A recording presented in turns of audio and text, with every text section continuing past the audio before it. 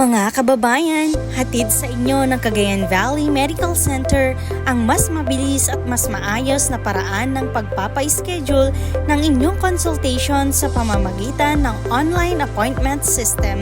Bisitahin ang online appointment system ng DOH. Pagbukas ng site, i-click ang Book an Appointment. Basahin mabuti ang terms and conditions, lagyan ng check ang box bilang pagsang-ayon at i-click ang arrow button upang magpatuloy. Piliin ang Cagayan Valley Medical Center bilang inyong ospital at tukuyin kung kayo ay old o new patient.